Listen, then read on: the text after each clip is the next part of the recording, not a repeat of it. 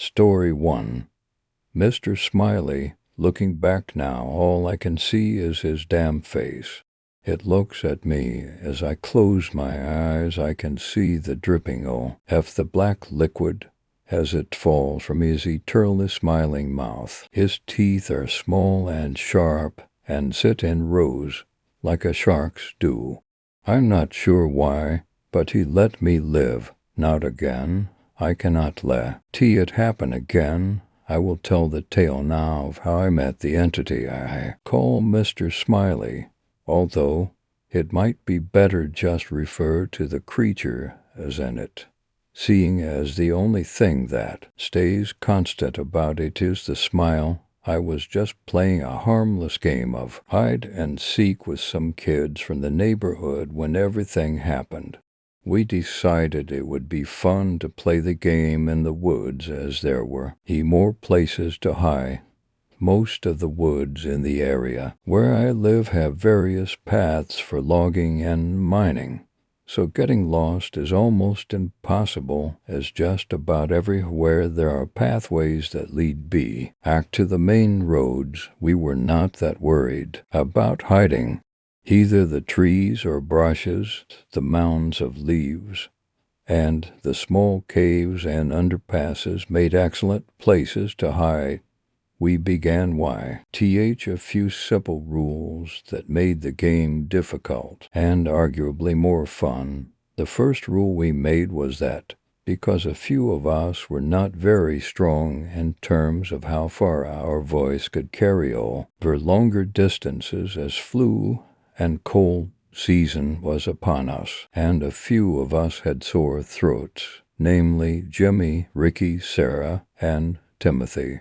Although we were stopped as to how to make sounds to signal we were ready, we heard the falling of a tree, not uncommon, as the area was under logging in certain parts. Only as we heard it, a thought came to mind. We could use wood knocking to signal if we were ready. One knock for not ready and two for ready. This was a relatively simple rule. The second rule said that we could not go out of the range of where the knocking could be heard. This took a while to figure out in a circle how far we could go. The third rule, which was also the final one, went without saying in hide and seek. No one could help the seeker find the others. So in the beginning, I lost at rock, paper, scissors the most times, and the 11 other kids got to hide, as was tradition in all the games of hide and seek that we played. I waited until everyone knocked twice their sticks. Right at that moment, I should have noticed it, but I paid it no heed because I thought someone was being a smart ass. The number of knocks I heard was not 20 it was 26, meaning that someone had knocked 4 times, or so I thought.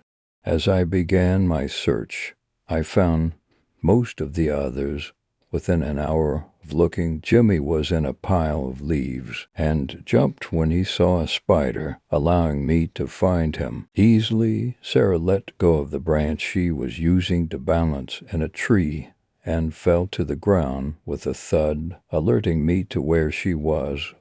Hickey was stuck and crying in a small cave. It took a whole 5 minutes for me to pull him out. As for Timothy, he tried hiding in a blueberry bush, which made him an easy one due to the cuts and horns still stuck to him. I was quickly able to round up Carrie, Ginger, Michelle, and Josh, because they were in the same cave, just within different portions of it. John and Richard were no trouble, because they were fighting over the ideal hiding spot in an old cabin. The last one was Kevin. He was the hardest to find of all, and I wished that he had chosen a better hiding spot. We found Evan as it began to grow dark. We were huddled in the closet of the cabin, repeating "the trees are smiling." We thought that he was trying to play a prank on us, as he was the last one we found, but then Sarah screamed at the window of the house. There was a tree that was odd because of two distinct features. One was the fact that it was a different color than the other trees. The bark was almost black, with green here and there, and the second was in the center of the tree. There was a mouth that curved in a smile, and as the mouth opened up, he saw a row of sharp teeth that began to grow larger the longer it kept its mouth open, as if it were a living thing. We shut the door to the cabin and began to watch the thing.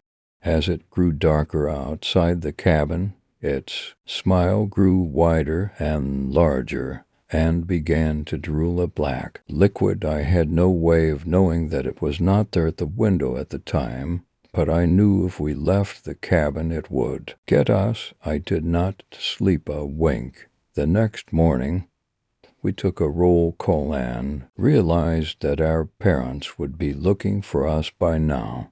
Somehow it knew and smiled and vanished, but none of us would leave the cabin, as it could merely be waiting. As the day dragged on, we searched the small four-room cabin to find why it was not able to come in.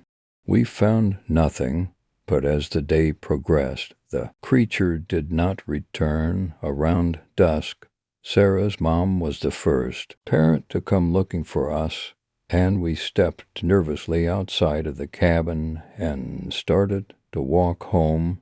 Sarah ran to her mom and hugged her. As we all started to emerge from the cabin, Kevin huddled in the corner of the closet once again. He said, "Mr. Smiley is here." I asked what he meant, as the tree was now here to be seen. Just as Kevin was about to answer, I heard a scream, and saw what caused it. The hugging daughter and mother was not the scene from some child's fairy tale anymore. Sarah was pale white as she looked up at her mother's face, only to see the widened smile and black fluid dripping down on her from the thing that had taken the image of her mother. Silly thing, did you not wonder why I had left for the day? It said, and then lifted up Sarah and began to widen its mouth, much like a snake would to swallow its prey whole. Sarah wiggled like a caught fish, screaming and crying for it to drop her. Timothy tackled the creature, and it let go of Sarah. She ran back into the cabin. As Timothy got back up, the thing no longer wore the disguise of Sarah's mother. Instead, it was a bear, and it promptly charged Timothy. All the while it kept the widened grin on its face. We all watched as the creature dragged Timothy's blooded body away, and could hear the crunching and slurping of the creature as it was enjoying its meal. "Aren't you wondering why I am doing this now?" asked the creature. It was chewing up Timothy outside tea. He window as easily as a dog chews a bone. I have been so hungry for a while now, but I was trapped much like you are now in the house. It trailed off after that. We searched the house again and found nothing. But then I remembered Kevin had given it a name. I shook Kevin and asked why he gave it that name. Kevin responded with an old story his grandfather told him about. It detailed an old coal miner and a creature, and how that coal miner tricked the creature with a promise to feed it if it stayed somewhere. Instead, the old miner locked the creature in the place with some kind of ward. There was nothing in the cabin to make me think the story had anything to do with the thing currently stalking us. The next morning, we felt hungry and thirsty as the creature looked through the window and heard us complain. It offered us a deal. It said that if we sacrificed one of us to it, it would give us a chance to run for the day. Then, as we were thinking about it, the creature reached in and grabbed Ricky and Ginger, pulling them out through the window. It laughed in enjoyment as it munched down the two screaming kids. We all stood in horror. We had thought it could not get end. Well, I am one to keep my promise, so you may leave. But if any of you set foot in these woods again, I will have a snack. It smiled and disappeared. Years passed without anyone going back into the woods. Authorities and news sources wrote the attacks off as bear attacks and shot the animal supposedly responsible as teenagers.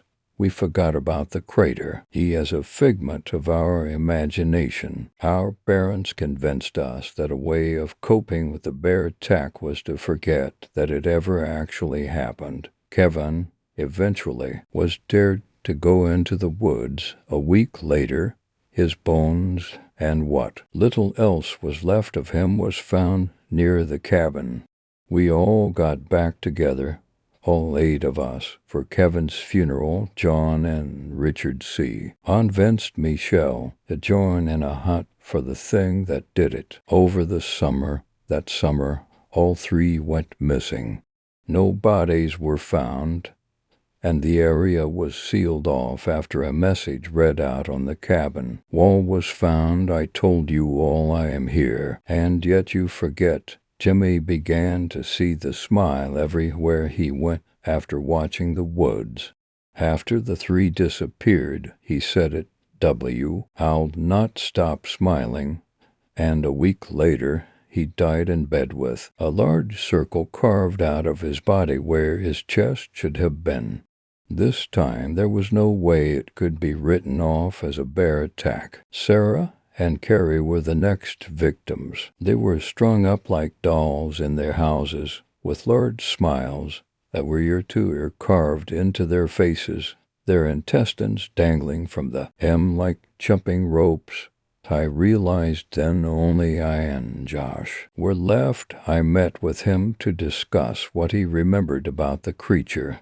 He said he could do me one better, and showed me a photo of the woods. As I looked at it, the trees were odd and distorted. In the center was a large smile with rows of teeth and black fluid leaking from them. When I put the photo down, I looked at Josh. It was then I realized that the thing in front of me wasn't Josh, and as I began to recall anything to do with Josh, my head began to hurt. As I wondered why, it responded, the answer. It explained that prior to that day, Josh as I knew him had never existed, and that it used him as a way of signaling a meal. He was supposed to leave with the rest of you, but was stuck in that house because of the other thing out there. I thought back, and the thing is never near Josh like it was afraid or something. Josh just smiled and said there are things better left unanswered. Now, as I write this, I look out my window and notice the tree is moving closer. Although I am not scared of it, I am more worried about the thing in the reflection of the mirror as it moves closer. Josh, it smiled, and the teeth are not sharp like that of a shark. Instead, they look like repeating snake fangs, dripping green. The mirror shows its true face, that of a rotting corpse covered in worms and the tattered clothes of something long dead. As it begins coming closer, I notice the thing at the window is smiling. Story 2. Melvin Maudley's Malevolent Market. The tale of Gregory Stonewall. It had taken only a few seconds, but the old lamplit street you were walking on suddenly melts away, and you stand in a crowded throng of bodies and shouting. Looking around, you notice the thin trees around you are far from human, goblinoid creatures with silver-white flesh, amphibious bipedal creatures with blue-green scales, and even a few humanoid beings parade down the street and tearing all manner of establishments along the street A tall man dressed from head to foot in a dark blue dress shirt and trousers black as midnight spots you and drags his feet in your direction. A tie hangs loose around his neck, and a fedora perches itself on his brown curly hair like a crown. As he gets closer, you notice his eyes and can't decide whether you see them as a mud, white, brown, or emerald green. My dear young goblin, he bows and tips his hat towards you. You seem rather lost. Are you new? Goblin, you look down at your hands and notice they are more like claws, and the same silver white as the creatures skirting around you. Why, yes, I am, you stutter. You feel deep down that if you proclaim your humanity, he will kill you. He may look human, but perhaps it's the uncertain color of his eyes that makes you uneasy. Well, that is certainly rare, he said, before slapping himself. Oh, damn, where are my manners? He spins once in a circle and spreads his arms wide. My name is Melvin Maudley, and welcome to Melvin Maudley's malevolent market. Spells and sorceries, trinkets and charms, curses and cripplings, we have it all. Have an enemy whose existence eludes you, erase his actual existence, make him fade from the world, never seen nor heard from again. Homeless people hogging the sidewalk, give them a new home, the ninth circle of hell. All are free to shop, all are welcome, so don't be shy, you will not be disappointed. He never said those words, yet they echo in your head. You try not to shiver. He wraps an arm around you and leads you through the marketplace. When I say all are welcome, I mean it. I even let some humans around as well. You don't mind humans, do you? I love them. If there's one thing I love about humans, it's the vicious voracity of their vengeful minds, a pitch blackness hidden away in their hearts more monstrous than our own. What hypocritical creatures they are, these pious degenerates. Yes, I like the sound of that. Pious degenerates, so gentle when powerless, yet so ready to abuse all the power in the world, also stupid, unbelievably stupid. That reminds me of this one human, Gregory Stonewall, a man I watch stumble into this very square as if by accident. However, my dear gobbish friend, there are no accidents where the market is concerned. He wandered here as most humans do, drunk and out for petty revenge. I remember I stepped up to him, tipping my hat slightly forward as all gentlemen do. Gregory Stonewall, I gasped, feigning surprise at his sudden visit. He mumbled something in return, eyes clouded, breath reeking of alcohol. Isn't drunkenness the most adorable vice? However, I couldn't exactly lead him anywhere while drunk, much to my dismay, so I pulled open his mouth and spat in it.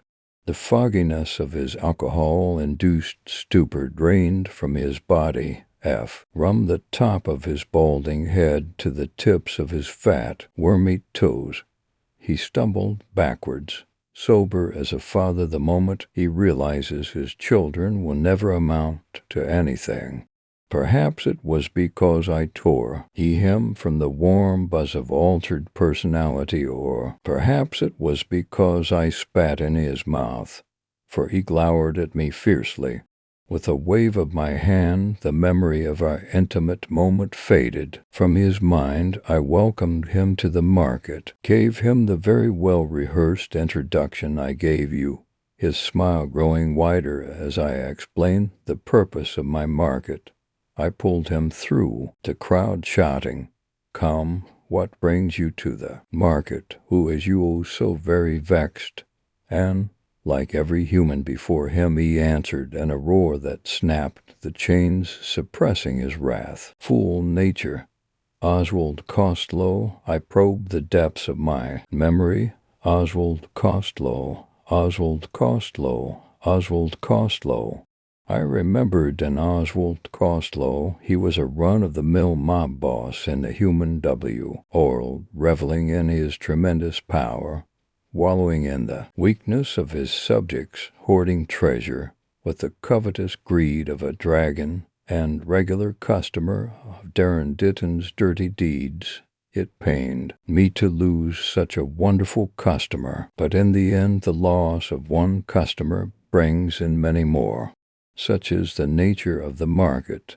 And what did Mr. Costello do? This time, I added, he killed my daughter and made me watch. Gregory failed to keep his eyes from watering, reef so his mouth shut.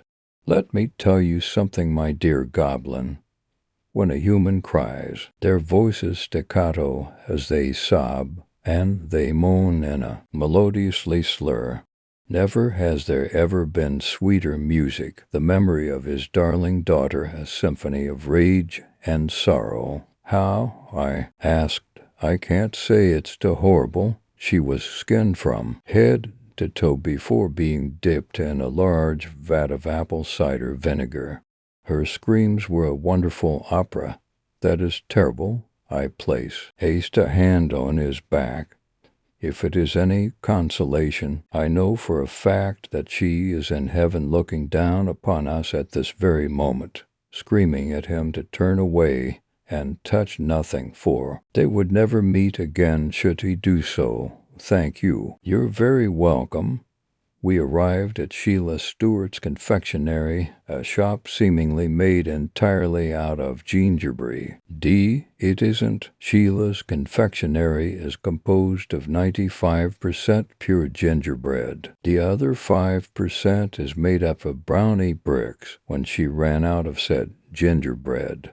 The store front looks like it is decorated with frosting of pure, pasty white and brightest baby blue. It isn't. The frosting is made of plastic, cold, hard, ineatable plastic.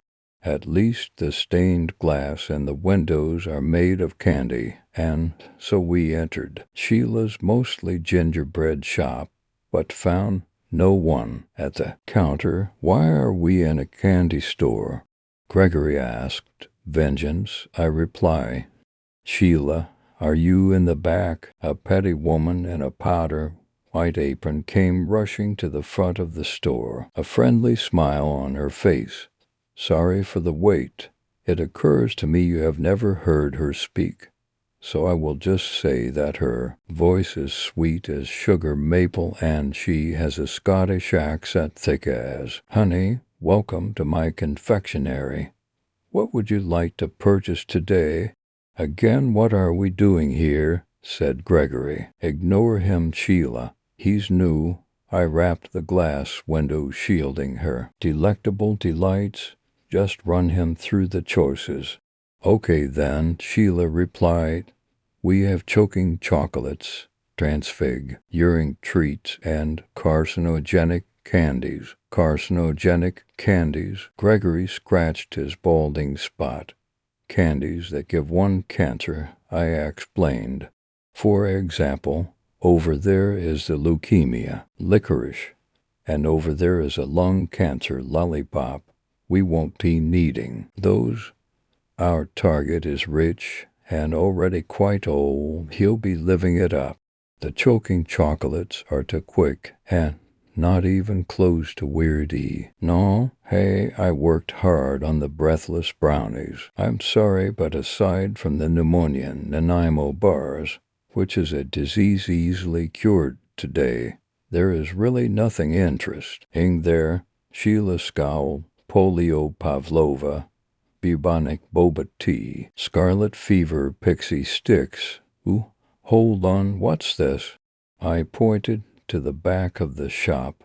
Turkish delight turns people into turkeys. Seems useless, but I turned to face Gregory. Thanksgiving is just around the corner, correct? He nodded. I turned to Sheila. We'll have one of those with a little addition. I whispered my little request to her, and a few minutes later she produced a small box containing Gregory's Turkish delight. Now, before you take that, there's the matter of your payment, IMO. And to Gregory, beckoning him closer, we can deal in the money of your world if you choose, but not that the price will be high. For something like this, we'll say $5,000, $5,000 for a slab of gelatin, $5,000 for the death of the man who wronged you, $5,000 for sweet, sticky vengeance. I don't have that much on me. He turned out his pockets and shook in fear and disappointment at having his revenge ripped away inches from his grasp. I'm sure we can come to an agreement. The market often senses our needs, which is why in the next moment the confectionery disappeared and we found ourselves in the small confines of Gregory's hideaway, a filthy, decrepit motel room.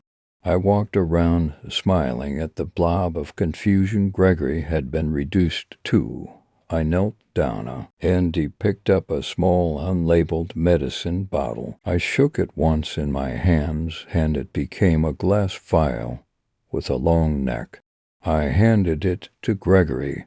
Hold this and don't drop it. His grubby hands clutched the bottle tightly as it left mine.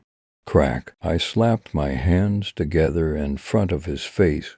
His eyes grew wide, and he screamed in shock. The bottle fell from his hands and into mine. Why the hell did you do that? I showed him the bottle and waggled it in front of his eyes. From the bottom to the brim it was filled with his blood freely given for dark purposes, paramount to the formation of malicious properties. He looked at his hands and found no mark, but the experience left him feeling quite light-headed. This should settle the debt quite nicely, Mr. Stonewall. That's all. That wasn't much. It was actually quite a lot, I insisted.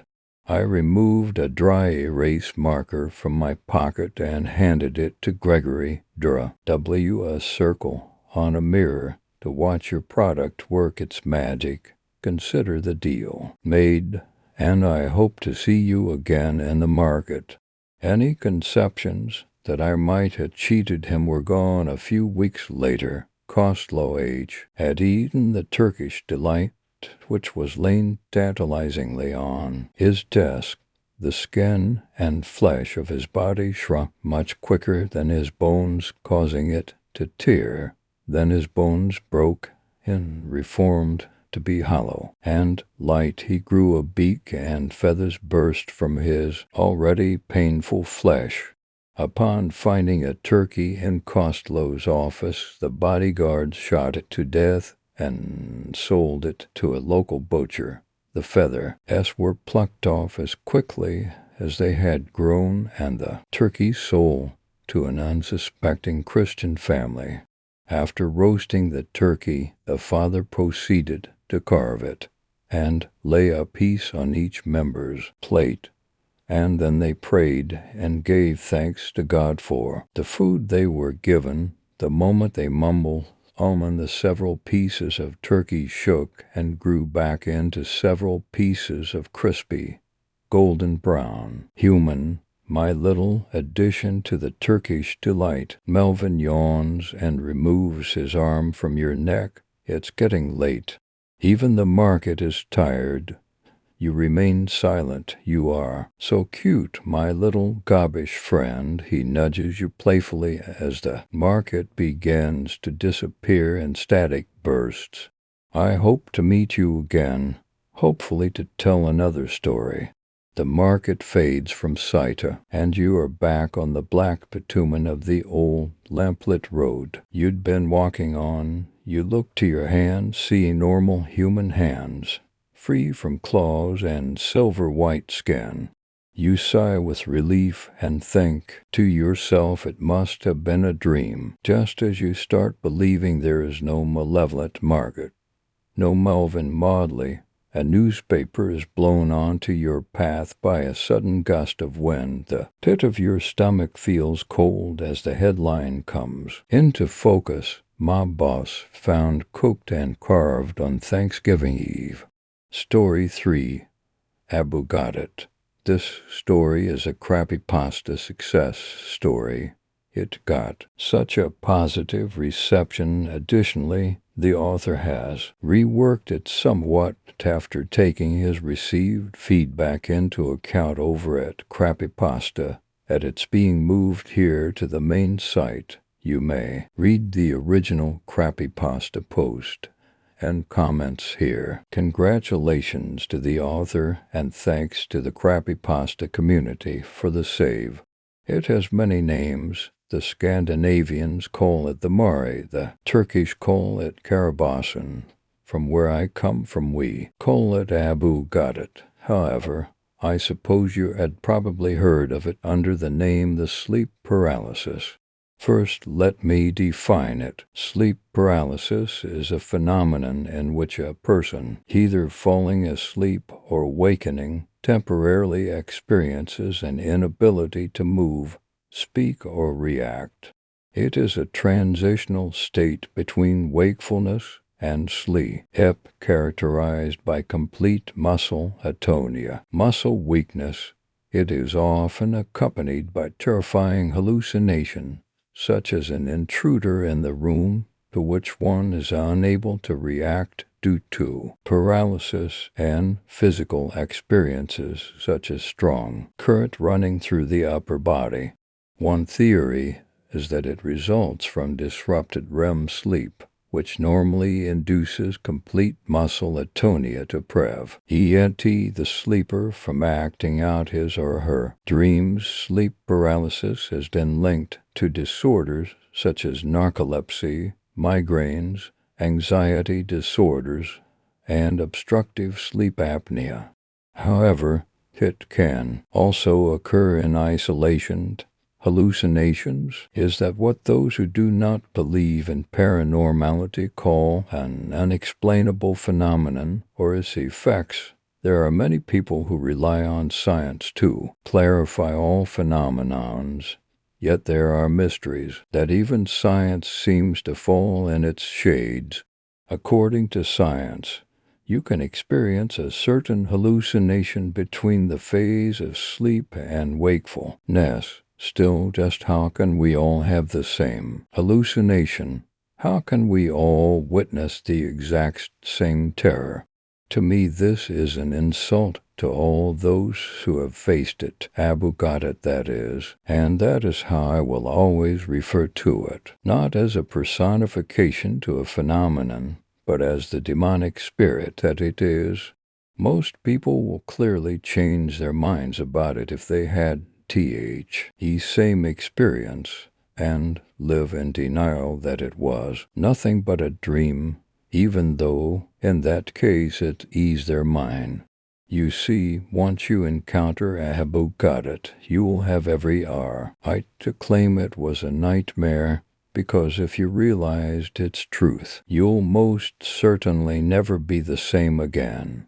This brings me back to quite a tragic story, the story of a close friend and a neighbor of mine. His name was Adam.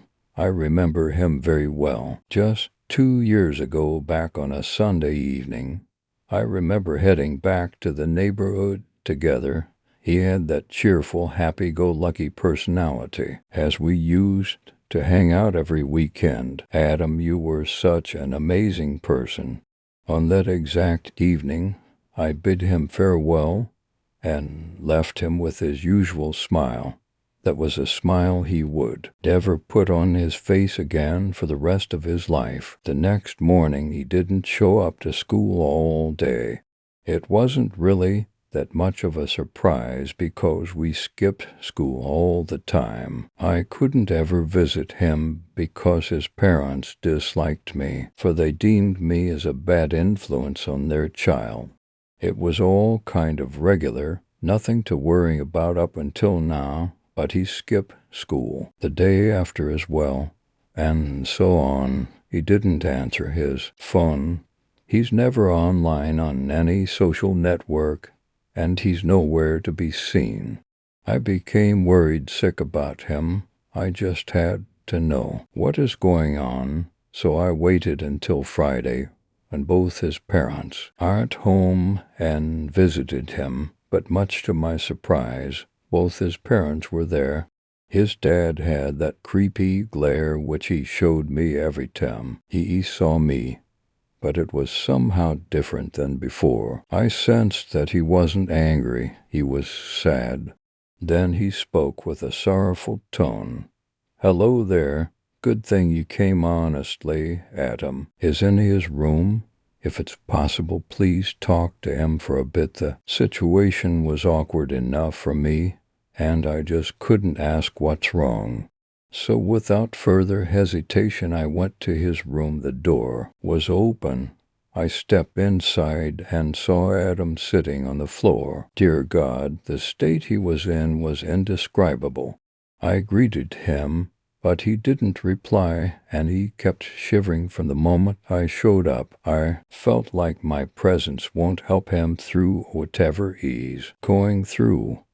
So I just went out with an optimistic faith that he probably just had too many mushrooms again, but that most certainly wasn't the cause for this. Anyway, I decided not to visit him for a while, at least until he recovers a bit. 1 week later, as I had been heading to school, I saw it, the large tent-like structure that holds funerals in my home country. The tradition is to construct it close to the deceased person's house and to keep it there for 3 days to welcome condolences. What shocked me was that it was constructed near Adam's house. I ran to get there fast. As my heart beat even faster, I asked the first person I met, shouting, "What the hell happened? Who died?" He then replied, informing me of Adam's suicide.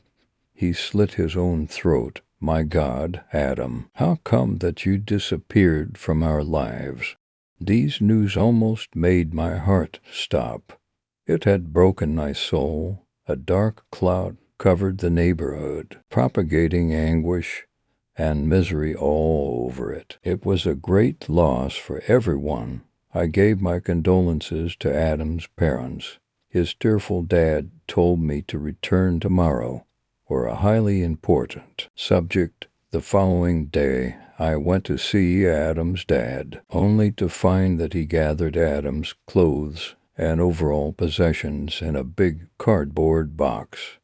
He told me that since I had used to be a close friend of Adam, that I should be the one to take them. This didn't look right one bit. Adam was his child, and as his father he must keep his possessions in order to remember him. But looking at that face, I realized he already can't forget the tragedy of his only son. He wants to take out anything that may remind him of that. So I accepted to keep them instead. He later informed me that his wife, he and him will move out of town, but that didn't surprise me. I took the cardboard box home. I found within it a photo album and nostalgically viewed it when something between the pages caught my eyes. It was a letter. It had a date, which was the day before the one I visited him at. I started reading it, and its contents brought me to tears. It was written as the following: "To anyone who's reading this, I'm writing this because I couldn't share what happened to me with anybody. Even though I wanted someone to look in my eyes and tell me it's all right, I couldn't bring myself to it. Oh God, I just couldn't. On Sunday night, that cursed night that will forever be kept inside my memory, I was sleeping normally, traveling the fantastic dream world. I can't recall what my dream was about. All I can remember that I was feeling really delighted, but then I fell into some kind of a pit, which woke me up. Upon waking up, I felt some kind of pressure on my body. I tried to stand up, but I failed to. I couldn't move a muscle. I couldn't do anything, neither move nor talk. I was clearly able to see the insides of my room and was damn sure I'm not having a dream, so why couldn't I move? I thought I'm having that thing my grandmother once told me about. Abu got it.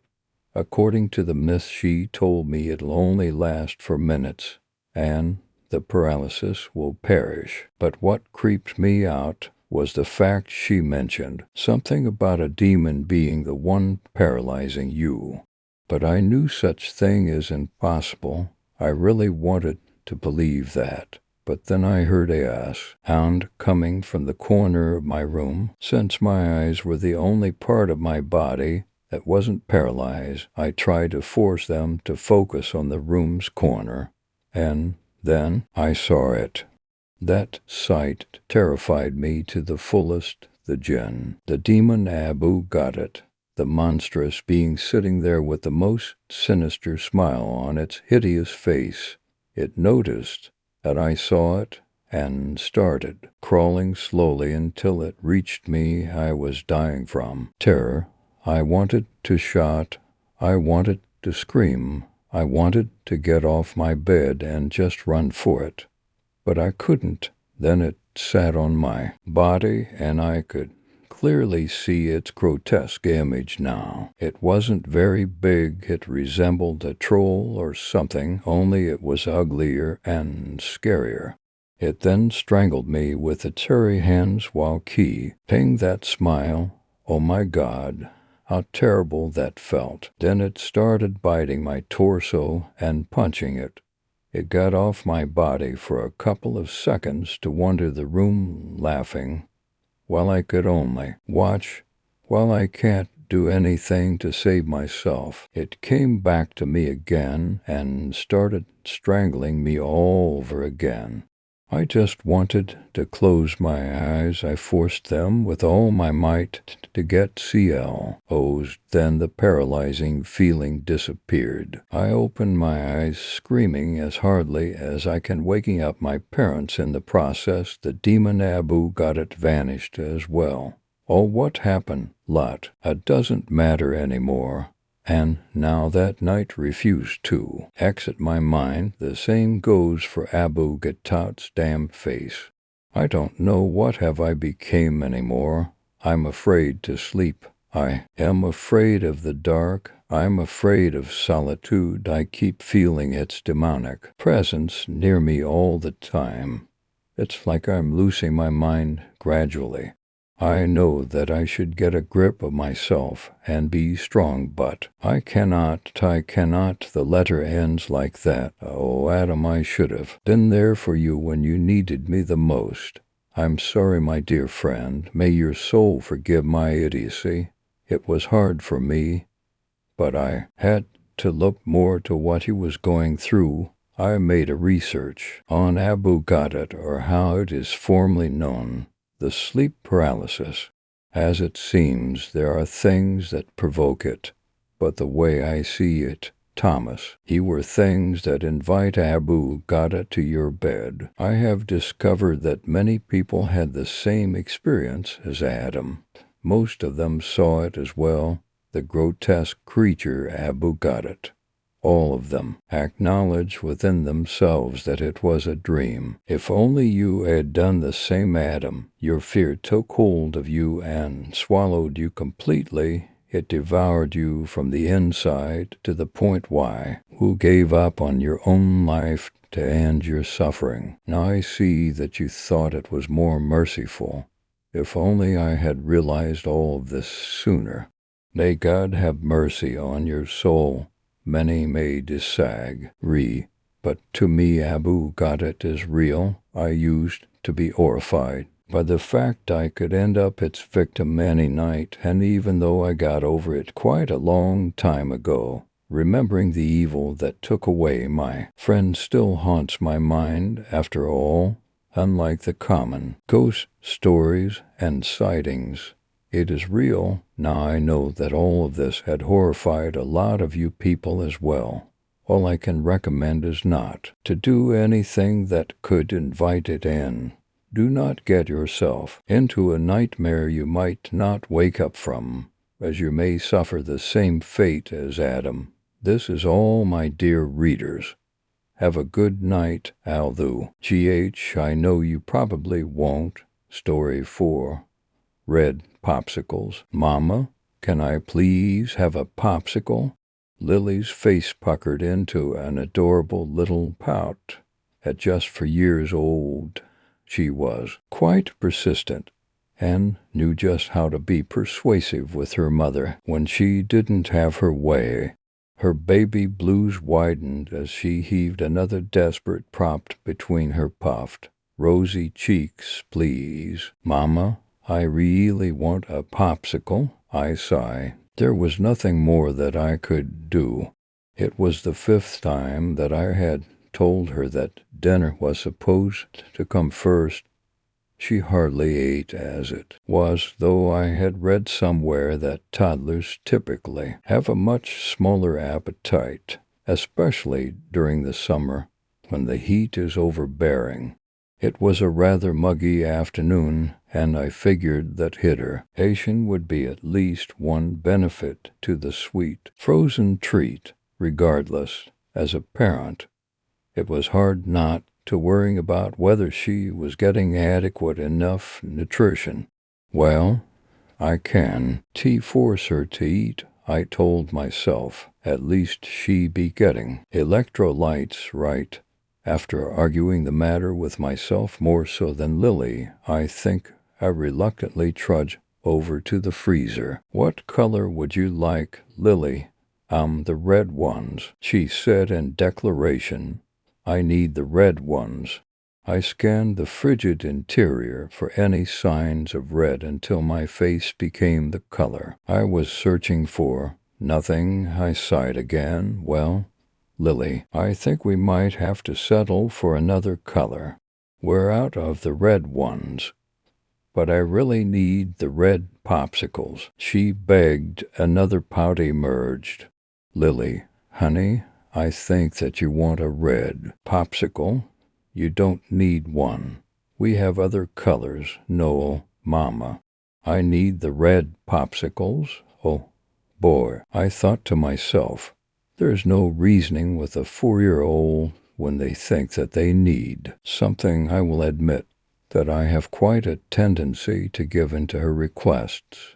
So this was partially my fault. Many would say that I spoiled my child rotten, but I had always made a promise to myself that I would do my best to make her happy, and if I was capable, I didn't mind going the extra mile for her. All right, I calmly replied, smiling. I'll tell you what, Lily, when Daddy gets home from work, I'll grab some red popsicles from the store. I have to do some light grocery shopping anyway. It was here that I thought that I would try my luck.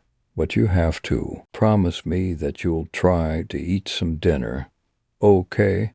To my surprise, her chubby cheeks deflated, and she nodded somberly in eager agreement. Our little pact was made. My husband mostly worked the late shift at the store that he managed, so I knew that he wouldn't be getting home until about 10 o'clock. I also knew, as well as Lily, that 10 o'clock was past her bedtime. Ultimately, I would have to be the bad guy. I hated that, but it was the only way that I could get her to the table for some real food. Perhaps she would fill up on dinner and forget about the red popsicles until morning, when I could surprise her with what she wanted. I made shrimp and mashed potatoes, her favorite dinner, hoping to arouse some hearty of hunger, but to no avail. She only mentioned the red popsicles over and over, as I made it a point to mention our promise. No dinner, no red popsicles, I affirmed with a Saint RN look. She only paused to look at me, then back down at her plate, ticking at her food with the tip of her fork. After hours of attempting to entice an appetite, it was time for bed.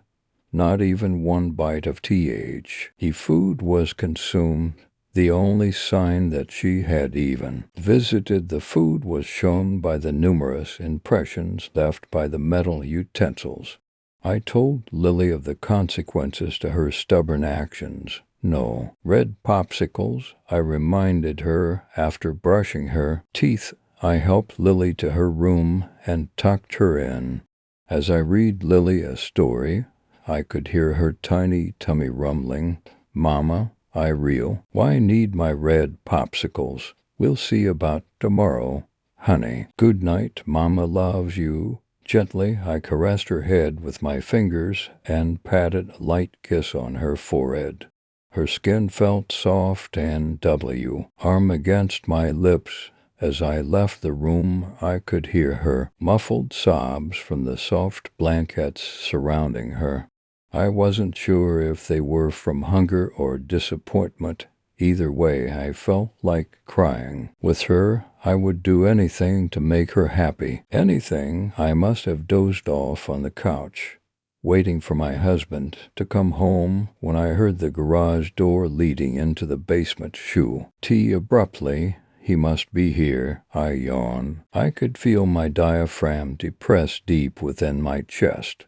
I wasn't used to catching up on sleep, yet I had been doing a lot of that lately. Typically, I'd wait for Joshua to get home before melting into the cot with him, listening to the mellow sound of Bob Ross telling us how to paint mountains with a palette knife. Always it was the colors.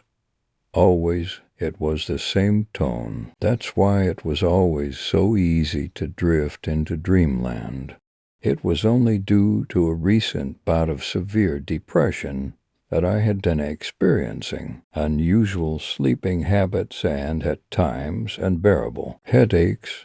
Medication was a consideration, but I never felt the need to take a drug when I could muster coping with the symptoms myself. I went into the kitchen in anticipation to meet him coming up from the stairs.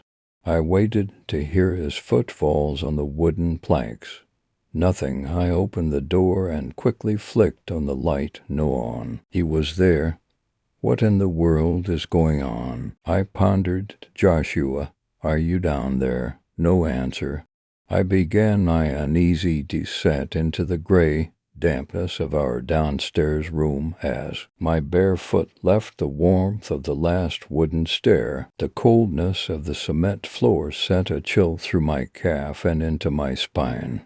I made my way on tiptoe to the laundry room, wandering around the corner.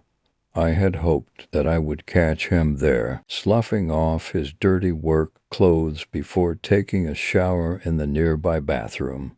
To my surprise, he wasn't there either. Where he hell is he? I know I heard the door. Then I heard something else. It was fainter, coming from the garage. It was too scarce of a sound to be him. I leaned my torso from the laundry room entrance. I listened from the quiet further. The pitter-patter of small feet. Another nose shortly followed. Shuffling, then clanking. Was there an animal of some sort that had found its way inside? I looked to my left as I approached the door that had aroused me from my slumber earlier. Joshua's hunting axe hung across the top of the gun cabinet, covered in burlap. Without a sound, I took it down from where it was laying, draping the burlap on a chair that rested in the corner. Quietly, I turned the handle of the door and slowly pulled. A minuscule slit of moonlight appeared. Being a mother, learn in an almost instinctual way how to operate doors without alarming whatever could be on the other side.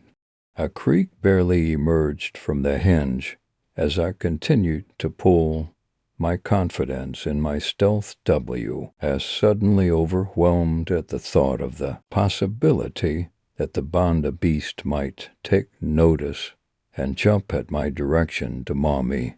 I kept my grip steady on the axe. Gradually the gap was large enough to peer through, to see a little of what I might be dealing with.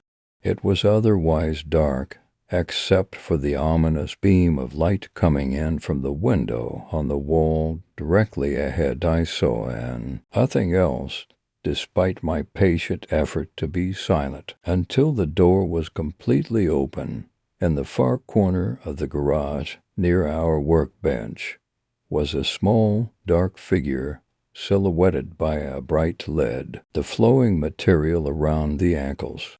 The long, wispy hair, it was Lily. Lily, I gasped. I briskly put the axe down. What on earth are you? Immediately, as I turned on the overhead light, I fell to my knees. Her gown was streaked with red. Glass shards surrounded her delicate feet.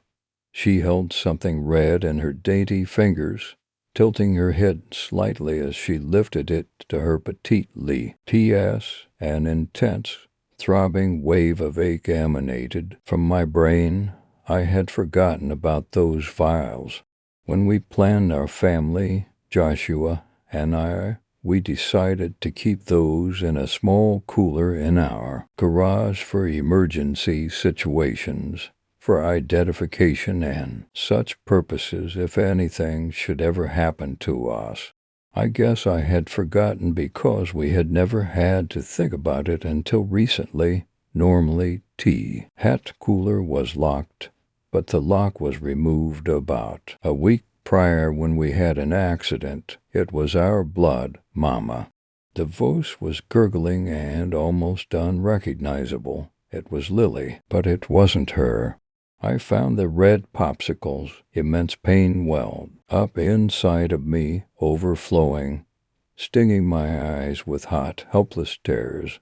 I watched, unable to move, as she took another. I could hear the nauseating crunch of the slush in her mouth. When did this happen? What's happened to my little girl?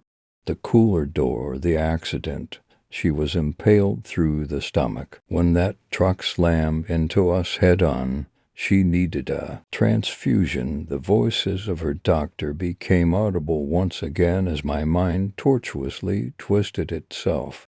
Aplis is hard to find. It was her only chance, her last chance. I glanced over at the axe on the floor. My mama. The voice deepened and distorted even more with the elongated, almost taunting word, "The red ones are gone. I need the red popsicles." It was my fault. I've always tried to make her happy. Perhaps always was too much, after all. I have spoiled her rotten. It was everything that I could muster to hold that axe in my hands. If I was capable, I didn't mind going the extra mile for her. Just then a sharp sound came from the ceiling above. The chain belt lifted the heavy trifold carport entrance. D was home. The axe became heavier and heavier in that moment, as if I had been holding it there for an eternity. My heartbeat danced with the rhythm of the mechanism above. Just then, Lily's head was yanked backward unnaturally, jolting her glare to me. The innocence of her face was marred with the coagulated red of her deed, slowly dripping from the nub of her small chin. Singular droplets wrote the story of her binge as they fell in lines down her porcelain neck. It was as if a doll's face were dipped in crimson candle wax, melting away the childlike facade, only to replace it. The hellish abomination. The deep blue eyes that conveyed drama so well were empty, void from all emotion. What was I to do? The slam of the car door was accompanied by the hurried shuffle of my husband's shoes. The noises echoed against the cold stone walls before escaping into the night. Like an on-off switch had been flipped, his quickened pace became a dead stop. Joshua was directly between us, Lily, and I. He could only slump over in a trance, fixing his eyes on what I saw, staring for several moments at the horror of it all. "What the hell is that?" he finally asked. "That's our little girl," I murmured. "Honey, please, we buried her days ago, remember? She's gone. That thing is not our daughter. I would do anything to make her happy, anything. Lily, say good night to Daddy. You'll have more in the morning." "The red ones, Mama." I could almost hear her voice again. "Yes, Lily," I lifted the axe high over my head. "The red ones." Story 5. Why I will never play the Ouija board again. Why I will never play the Ouija board again. This is why I will never play the Ouija board again. It was 1960 for Anne, my sister, and I were 13-year-old identical twins. We were living with our mother in rural Scotland. Parties were all the rage in the 60s, and this night was one of those nights. The house we lived in was a 3-story building, with the living quarters planned out on the top 2 floors. The ground floor of the residence was a gathering area for the village's communal meetings or various parties my mother occasionally hosted. My sister and I were left upstairs for the night. While our mother hosted her party, we could hear all the murmured voices pass compliments to one another, muffled by the floorboards between us. It wasn't long before voices became loud music and thuds, caused by what we considered to be dancing. My sister and I were bored, to say the least.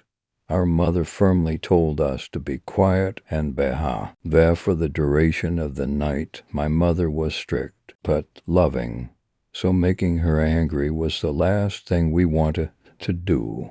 When we were good girls, she made it a thing to make us aware of it by buying us gifts. It had just celebrated our birthday a few weeks before, and she had bought us a life-sized doll. This thing was huge. It towered over my sister and I, but we both loved it. It was a rule, indeed 6 feet tall with long red, string-like hair. It had a small stitched mouth and round buttons for eyes. We kept the doll in the wardrobe. With it being too huge for the bed, my sister suggested we play with the doll, and as much as I wanted to, I suggested we play something else. At school, all the girls were talking about playing an Ouija board. How amazing they are and what they can do. Oh, once I heard about these boards, I was hooked.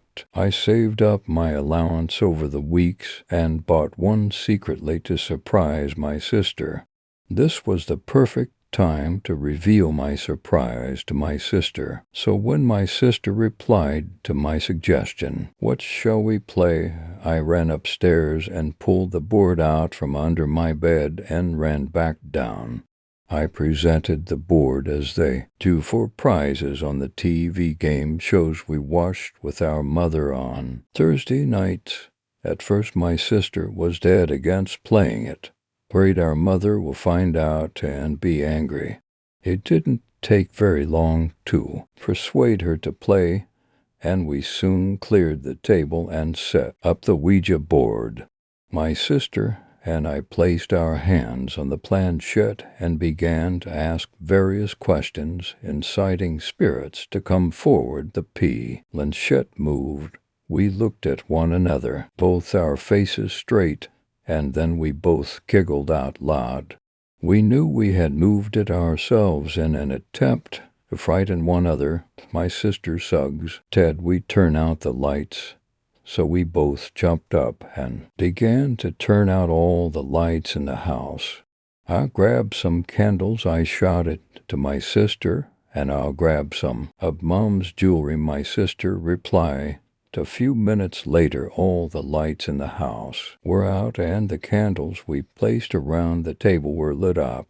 They cast an orange glow around the Ouija board, complementing the mood.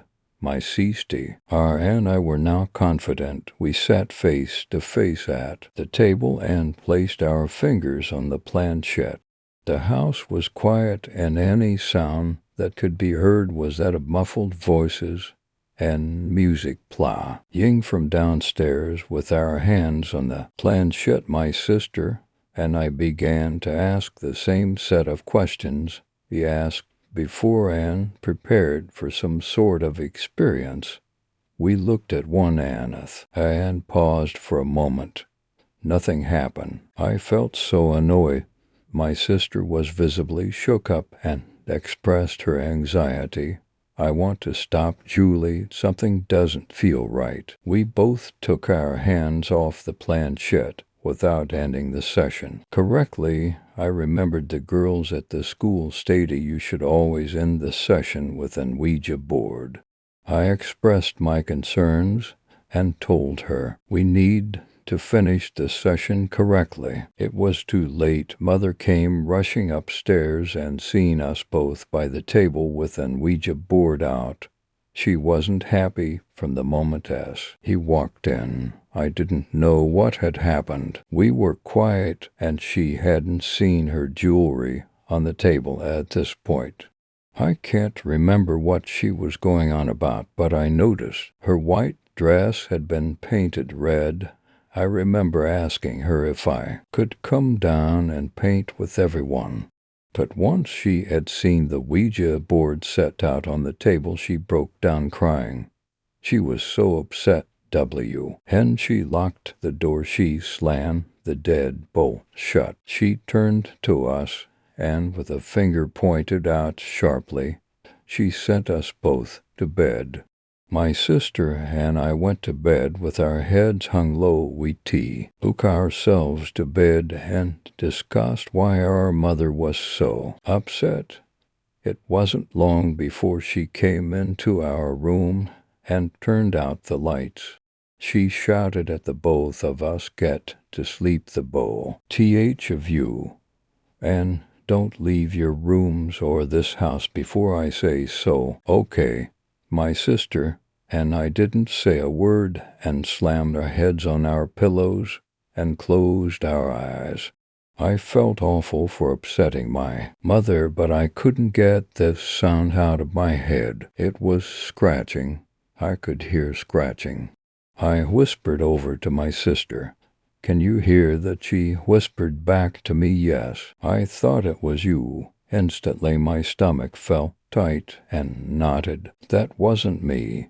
My sister jumped out of bed and ran to the bedroom light, flicking it on. The moment the lights went on, the scratching stopped. My sister and I went through the process of turning the light on and off for a while. Every time the light was turned off, the scratching persisted. Eventually, I thought enough was enough. We were both too frightened to sleep with the light off, so I went downstairs to get my mom to help us. I ran downstairs hectically looking for my mother, and I couldn't find her anywhere. I searched the mid-tile floor, going from room to room. Eventually, I made my way back to the bottom of the stairs and noticed the door leading downstairs was unlocked and open. I slowly approached the door when I heard my sister come running downstairs to me. She was screaming, "It's gone." She ran into my arms and I embraced her. "What's gone?" I asked her. She jumped out of my arms and began to explain theatrically that the doll had disappeared. She said it had opened the wardrobe door and had ran so quickly by her she couldn't see it move. She had tears rolling down her face. Suddenly my mother came stomping down the stairs. "Why are you out of bed?" She was shouting at us both. "Why is the door wide open?" She was asking questions after question. We didn't know how to answer, and we denied the accusations. We tried to explain the door was already open, and we thought she had opened it. We also explained the doll had gone missing. My mother was visibly shocked and ran down to the gruel and the floor. My sister was sat on the floor with her arms wrapped in her knees. I told her to stay put, and I followed my mother. I ran down the stairs to the ground floor and saw my mother and the doll. She was crying and pulling a knife out of the doll's hand. There were bodies all over the room, and what I thought was red paint all over the place. In hindsight, it was the same as what was on her white dress. She looked up and noticed me watching her. Bed, get now, my mother screamed at me with her finger pointed at the stairs behind me. I knew I was in the wrong and fell. I had to do as I were told or I'd be in trouble. I made my way back up to my sister. She was still sat by the door with her head in her knees. Come on, sis, we've got to go to bed. I held my sister by the hand, and we went to bed. We left the light on and the wardrobe door open. My sister and I were discussing what had happened when we heard the door downstairs being slammed shut and bolted.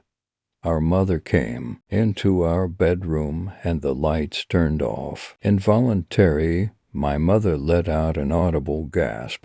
My sister and I picked up on our mother's distress and instantly screamed. A gust of wind filled the room, sending shivers down my spine. With the room being pitch black, we were left with no visuals to accompany the breeze flowing around the room. The swooshing sound came to an abrupt end with the wardrobe door being slammed shut. Again my family and I gasped. We were too frightened to move. A silent pause filled the room for a moment, when it was interrupted with the light suddenly flickering back on. Nothing else occurred. That night for us, my sister and I soon fell to sleep with the lights on, despite the weeping from our mother's bedroom. The next morning was quiet for a school day. To quiet, I climbed out of bed and looked out the window. The streets were empty. All the cars that were parked here the night before were all still parked in their places. My mother came into our room and marched to the wardrobe. She opened it wide and I ran around behind her to see what was inside. The doll stood there towering over me. It had red stains all over it, and one of its buttons had been ripped off, leaving an X stitched on its face where the button I once sat. Its stitched smile had been stretched higher on its face. My mother didn't hesitate to grab the doll and drag it outside to the back of the house. I ran to the window and witnessed my mother burn the doll. I still swear to this day I heard it cry out in pain with its arms waving. Frantically, I walked back over to the wardrobe door my mum had left open. I saw deep scratches etched into the inside of the door. I ran my fingers down the scratch and pulled out a fingernail. Here was a fingernail stuck into the wood. I didn't know what to make of it. My mother came back up the stairs and began to pack our suitcases. We're leaving today. That was all that my mother would say shortly after she pulled us both out of the house and to the car. I saw all the bodies laying around the ground floor, and I knew they were dead. I wrapped my hands around them. Why, sister sighs as we made our way to the car. We left that village behind and moved 100 miles south, where my mother brought us up in a small council house. This was 40 years ago, and that's why I will never play the Ouija board again. I have since been online and checked out the little village I grew up in. The village took me weeks to find. It was buried well But what I found horrified me to my bones.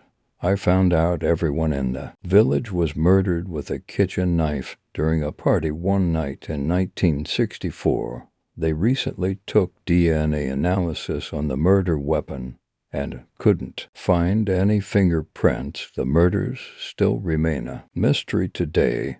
However, what was weird about the murders was that everyone who had been killed had their fingernails ripped off. Story 6. The Cot. Age: on October 1st, 1957. Kelly purchased the small cottage overlooking Cimmerian Bluff.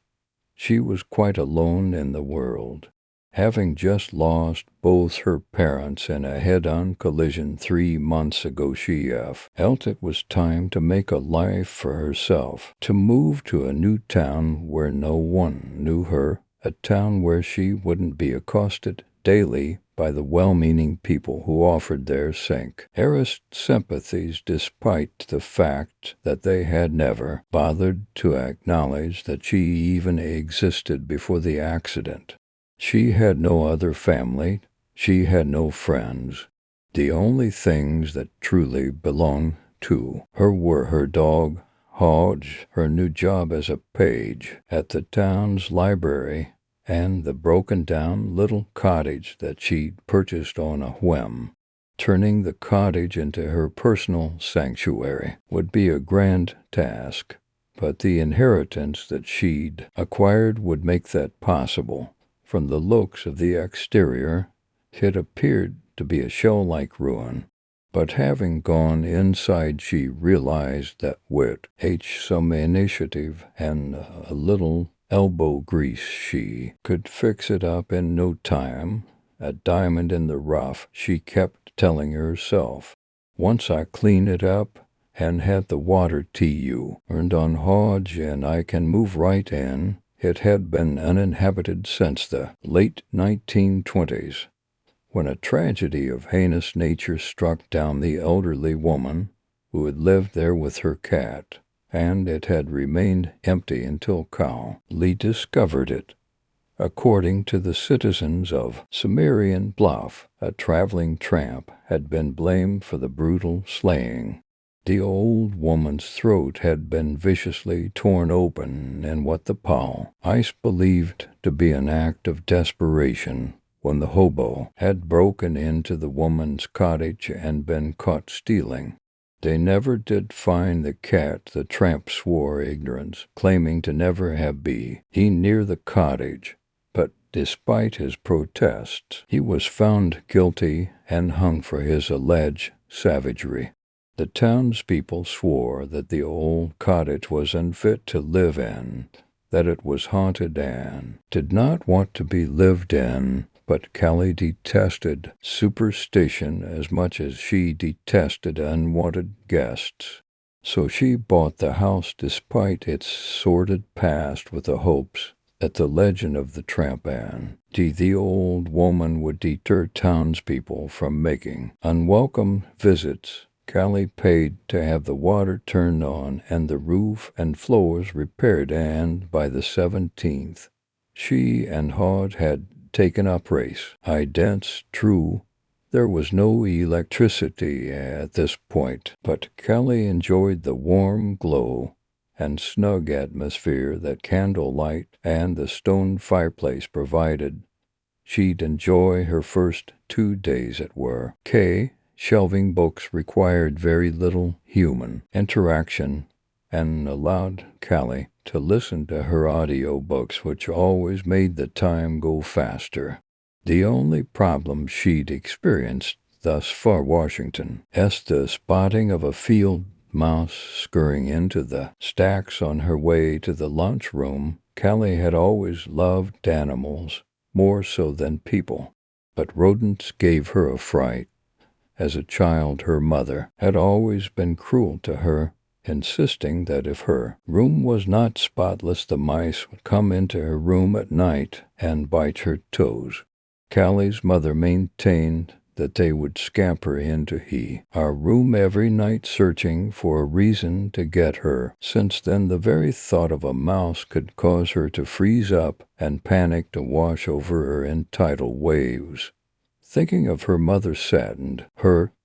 She'd spent most of her life trying desperately to win her approval and affections, while her father, on the other hand, had been the most loving person she had ever known. He was the only person that she enjoyed being around, and now he was gone. She refused to upset herself any further and cuddled close to Hodge as she sipped warm cider in front of the fireplace. This could be a lovely little cottage, she said out loud, talking to both herself and the dog. We just need some new carpeting, perhaps some floral drapes. Maybe I'll put in some window boxes to really sprock it up around here. Hodge sneezed, bringing her back to the here and now, then plopped his little head back onto her lap. She peered through the cottage windows to see the autumn leaves coming down from the trees that surrounded her new home. Every single one of those villagers must be the town idiot, she chuckled to herself. The house doesn't want to be lived in, she said in a mocking tone. No cottage could ever make her feel more comfortable and at home. No cottage could ever be more welcoming.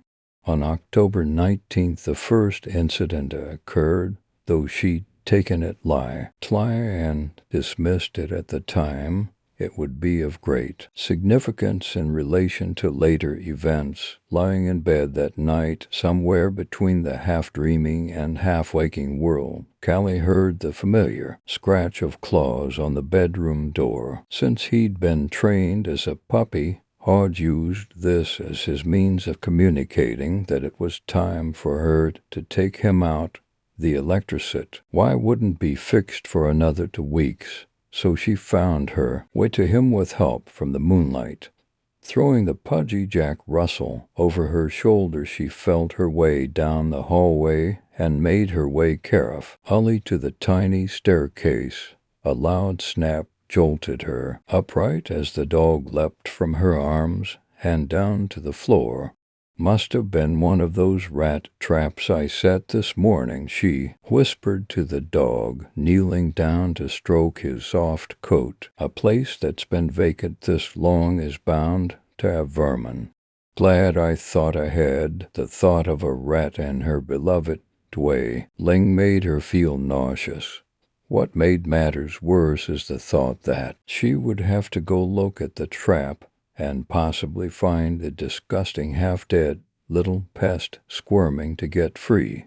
Then what would she do? Worrying about that in the morning is what she would do. That vile little interloper would surely be dead by morning, and she would be able to handle the matter more easily. The following morning, she discovered an enormous rat dead inside the trap. Thank God, she thought to herself. Hodge growled at the grotesque corpse until Callie mustered up the courage to pick up the trap and throw it into the outdoor garbage bin. It had been the size of a small trout and left her shaking as she ran back into the house to get as far away from it as she could. She set another trap that evening, hoping that they wouldn't hear any more loud snaps in the middle of the night. Living in a house that was supposedly haunted did not bother Callie in the least. But living in a house that was infested with rats was enough to make her skin crawl. Remembering her mother, she wore her shoes to bed that night. Several nights passed, and each morning Callie had discovered dead rats in the traps that had been placed. She phoned an exterminator while she was at the library, but was disappointed to learn that he would be unable to make it to the cottage for another 3 days. No matter. Callie would not allow those disgusting varmints to scare her out of her own house. Not when it had become the biggest part of her new life. Around midnight, Callie had heard Hodge's telltale signal scratching at her bedroom door. It was a moonless night, and she had forgotten to bring a candle into the room with her.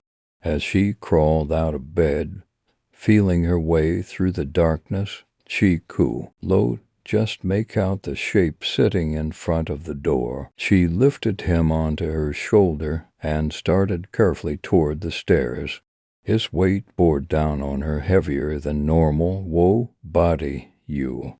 Getting heavy. Guess we better cut back on the milk. Bones, huh? Callie stroked his coat lovingly. Something was wrong. It felt harsh, coarse, grimy. Hodge, she managed to utter. Through trembling lips, she turned her head to look at him. What she saw glowering back at her sent ice through her veins. Frozen in place, Callie saw to beady red eyes and whiskers that unmistakably belonged to a rat. But this rat was larger than any she'd ever seen. It was slightly bigger than Hodge. Where was poor Hodge? As she felt its naked, sinewy tail thumping against her chest and bare arm, she could smell the scent of blood mingled with the rat's own musty stench. Its whiskers brushed against her cheek, leaving streaks of blood in its wake as it inched its snarling snout closer to her neck. What was it going to do to her? It had already eaten Hodge. Why was it perched on her shoulder so calmly, almost calculatedly? Her mother's words popped into her mind. Scampering, she said they scamper in looking for a reason to bite. But this rat had not scampered. It had waited calmly, as if it were waiting for Callie to figure something out. Suddenly, the pieces of the puzzle started to come together. It had not occurred to her because her own mother had been so disconnected from her. She did not wish to protect Callie from anything, but her mother did not follow the laws of nature. This monstrous rodent that lay heavy upon her now, however, did. It's their mother. The voice inside her rang out. She's the mother of the rats that I caught in the trap. Yes. Callie didn't know if it was the rat's reaction to the fear that seemed to pulsate from her body, or if it somehow realized that she had figured out why it was there. But before Callie could find the strength within herself to try to fight it, the mother rat sank its grisly needle-like teeth into her throat. As she fell to the floor, the last thing she saw were those piercing red eyes and the blood-soaked moose, still dripping all over the beautiful new flooring of her beloved cottage. The next morning the police found her lifeless body at the top of the small staircase. They concluded that a prowler must have attacked her and ran frightened out into the night. After all, whoever it had been didn't bother to use the door to escape. The downstairs window had been smashed to pieces, and none of the wild animals in that area were big enough to do that kind of damage. They tried to warn her before she'd purchased the cottage.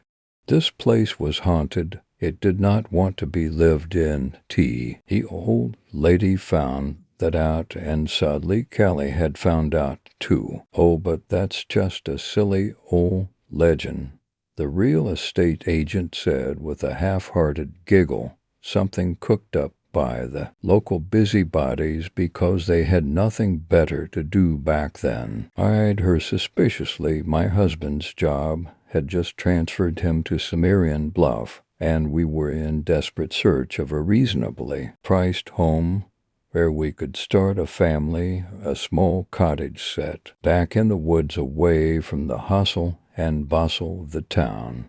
When we'd heard the story of Callie and the old woman from his new boss W, Ed thought it was a sick joke. The realtor's reaction to our account of the tale calmed my nerves as she invited us to walk into the cottage. It was lovely, cozy, just the type of place that we were looking for.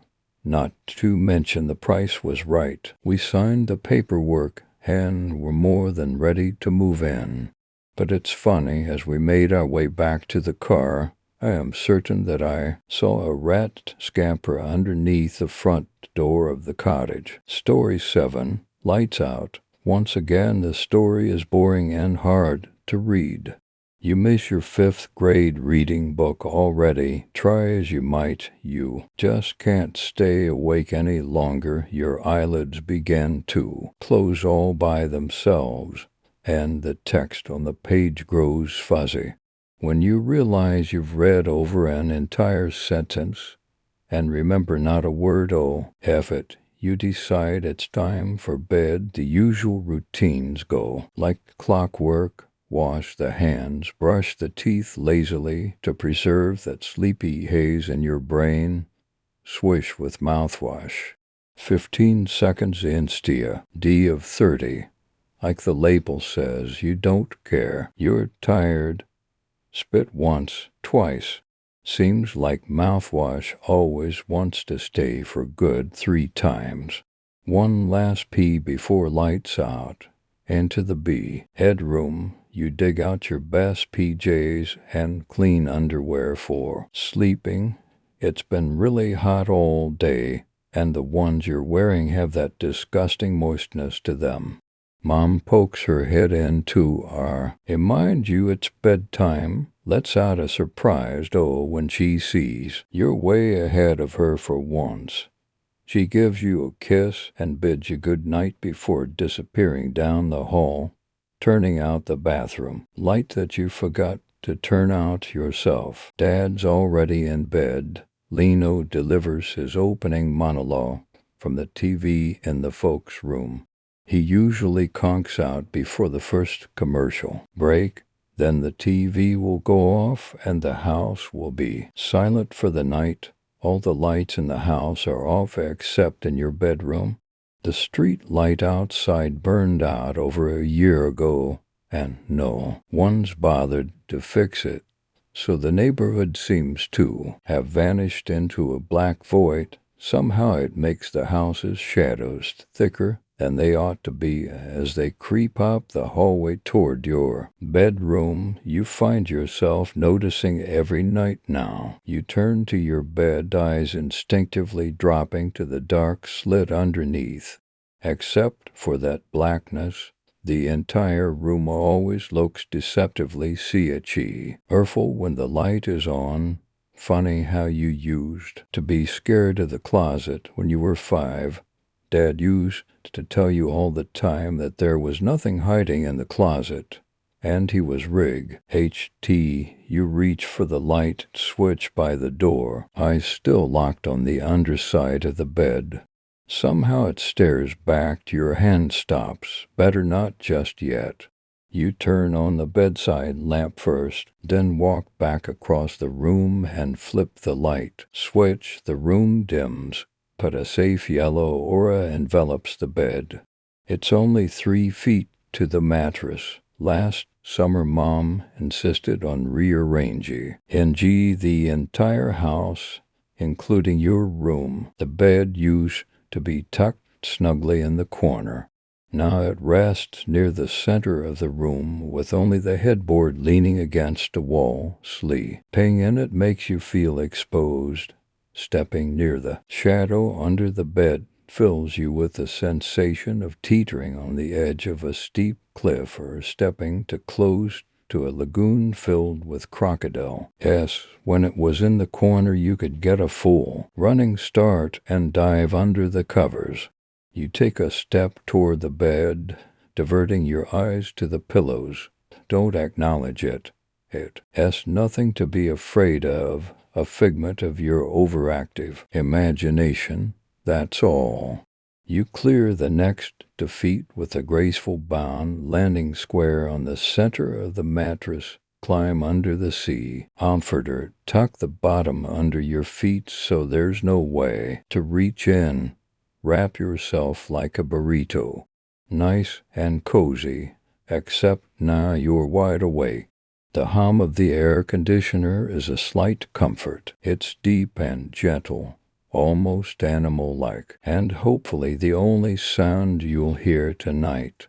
Soothing ambience always helps you get to sleep better. You have to pee again. Not a lot, but just enough to keep you from falling asleep straight away. It always happens after all the lights are out and you're neatly tucked into bed, but hours before your eyes have had time to adjust to the darkness. You could probably leap clear of the bed and make it to the bathroom with little incident, but then you'd have to hope it didn't decide to follow you. And sometimes it's not under the bed. Sometimes it's somewhere else in the house. You hear it wandering around out there on rare occasions when everyone else is asleep. You almost bumped into it on the way to the kitchen late one night. Since then you've never set foot outside the room after bedtime for fear of being ambushed. You decide to tough it out. You don't have to pee that bad, pulling the comforter out your cheeks. You close your eyes and try to focus on the hum of the air conditioner. Then it shuts off. The hum dies with a deep sigh and a dull kathunk. Silenced outside, not a single leaf rustles. Your ears don't even ring from the day's noise. You start to wish for a car alarm or a cat fight or the distant blare of a passing train. The house is dead calm. All you can do is lie there, wrapped in the comforter ever tighter, and try to focus on the darkness behind your eyelids until you pass out. Maybe you won't hear it speak if you go to sleep quickly enough. The few times it spoke, it called you by name.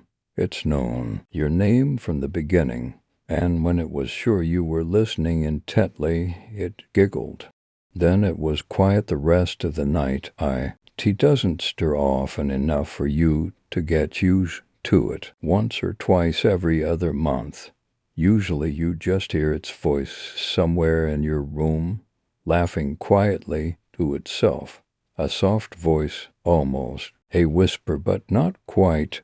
It always sounds like it's coming from the entire room, but you know its origin is under there in the shadows. The worst part is its unbearably motherly tone, like its desire to do unspeakable things to you has escalated to adoration. Just the thought of hearing it talk sends chills up your spine. You pull the comforter over your head, curling into a fetal position, eyes tightly shut. You're not sure how long you've been lying there, curled into a pitiful and slightly painful little ball. Your joints ache. Has an hour passed? A few minutes? Will daylight never come? You want to peek out of your haven to check the time, but the fear of seeing the thing staring back at you freezes every joint in your body. But if it were standing at the side of the bed just now, watching you, it makes no sense that it would. Only wait until you'd seen it to pounce on you. And a lot of good the comforter would do for protection. The house is so deathly silent. Maybe a little peek won't hurt. Your eyes have fully adjusted to the dark, peering through a small hole between the covers and the mattress. You can discern every piece of furniture in your room and every poster on the wall. The bedside clock reads 11-0-0. Less than an hour has passed since you went to bed, but it appears you dozed off at some point. The house is just as nervingly still as it was when you slipped away. Maybe the stillness itself jarred you to waking. No, that isn't it. That isn't it at all. The house isn't completely still, though the floor of your room is draped in blackness as far out as the hallway. You swear you spot a twitch of movement, sudden and swift, like something darting out of view to avoid detection. The voice whispers your name. You're not sure you heard it at first, not because it's so quiet, but because part of your mind is trying so desperately to shut it out, your throat seals up. You feel all the blood drained from your face as you pinpoint the source at the foot of the bed. The hunger's too much to bear, it whispers. Resistance is beyond you now. Terror has taken control of why. Our body, you stare down the comforter toward your feet. It's looking at you, peering over the lumps in the sheets, staring with two sightless slits in a dry, shriveled, hairless head. Its mouth stretches into an insane grin, like those found on the embalmed faces behind museum glass. How long has it been watching you?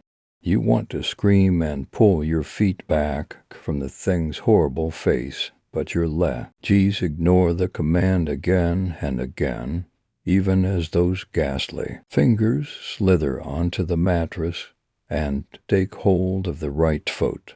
Even as it pulls your foot closer and stuffs it, still wrapped in the comforter, into that gaping, grinning mouth. It has no teeth. It has no teeth, but its nails are like razor chisels.